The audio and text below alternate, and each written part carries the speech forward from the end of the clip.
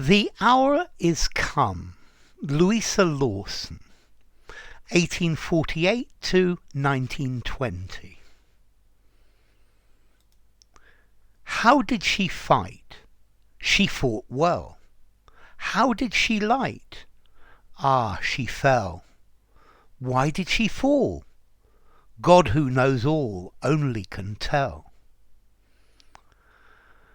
Those she was fighting for, they surely would go to her, nay. What of her pain? Theirs is the gain, ever the way. Will they not help her to rise, if there is death in her eyes? Can you not see she made them free? What if she dies? Can we not help her? Oh no! In her good fight it is so that all who work must never shirk suffering and woe. But she'll not ever lie down. On her head in the dust is a crown, jewelled and bright, under whose light she'll rise alone. Okay, this poem is by Louisa Lawson. She was an Australian lady. She was a suffragette trying to get votes for women. She came from New South Wales. She came from a small town in New South Wales where life for a woman at that time was very, very, very hard. She was a suffragette, a proponent for women's rights. So what's the poem about? Well, it says the hour is come. And I think this title is saying it's time for change. Yeah, it's time for things to change. And the poem deals with the suffering of a woman and about her success and how she was treated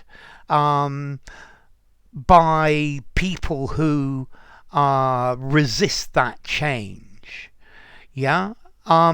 It's the whole poem is a series of question and answer, and we don't know who's asking the questions, and that itself is an interesting point. Whether the person who's asking is a woman or a man. So, how did she fight? She fought well. Okay, so she fought well against the system. How did she light? I've been wondering a while about this word light. I think what happened? How did she land? What happened? Yeah? Ah, she fell. Why did she fall? God knows all. God who knows all only can tell. So she fought well, but she suffered for it. This fell. Yeah, is metaphoric, saying that she suffered for it. She was treated badly for it. Yeah, why did she fall? Okay, only God knows why she fell, because clearly she was right. So I get the feeling that in this one the questions are asked by a woman. But I think in later verses, maybe the questions are asked by a man. So I think the questions maybe are asked by various different people. Those she was fighting for, they surely would go to her, nay.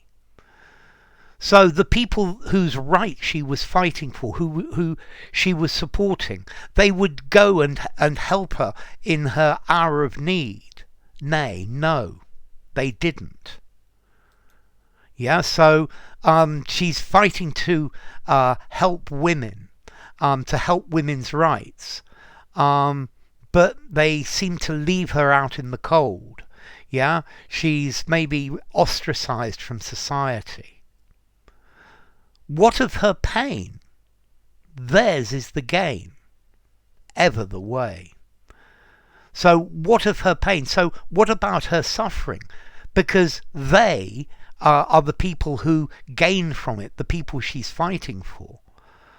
But this is ever the way. This is always the way. So the people who receive the benefit don't go to make things better for her. They don't stand by her. Also, notice the rhyme, the scheme of rhyme here.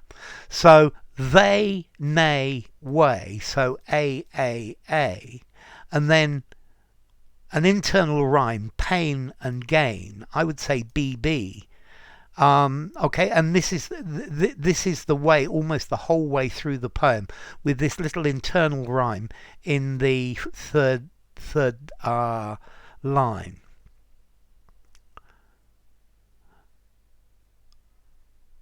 Will they not help her to rise if there is death in her eyes?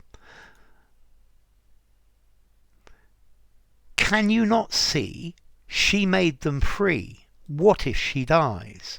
So here, maybe this is a man criticising them, for the women, for not helping her. So will they? Because it says they, not we. Yeah. Are women not going to help her to get up, to get over the problems that she's had for fighting with the system? If there is death in her eyes, surely this is a reasonable thing for them to do, to help her, because she is dying. But I think here this is again a metaphor. She's in a lot of difficulty. Can you not see she made them free? So she was successful. She gave them women more independence. Yeah. And I think, can't you see, the man saying, can't you see she made them free? And then the question, what if she dies? Okay, so I think that here this is an idea of male criticism of the way that she's being treated by her fellow women, by the women who've been helped by her. Can we not help her? Oh no. So shouldn't we help her? Shouldn't we do something to make things better for her? In her good fight it is so, that all who work must never shirk suffering and woe. And again, no, so, woe, and then work and shirk. So, can't we help her? I'm wondering if this is a man or a woman speaking. We ought to help her. And somebody says, no, you can't help her. Yeah, and that makes me feel it's like a male criticism of asking for votes and asking for equality. In her good fight it is so. So it's always like that in her good fight. So fighting for the right thing. Yeah, so it's always like that. That people who work, yeah, must never shirk, must never avoid suffering and woe. So I think people who are downtrodden, the underclasses, the discriminated against, must always suffer suffering and woe, and suffering and sadness. And there is no way to avoid that, because that's the way it is and it should be.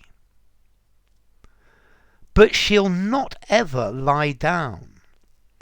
So I think this is maybe a man speaking, saying she's never going to stop doing this. She's going to keep fighting for rights until there is complete equality.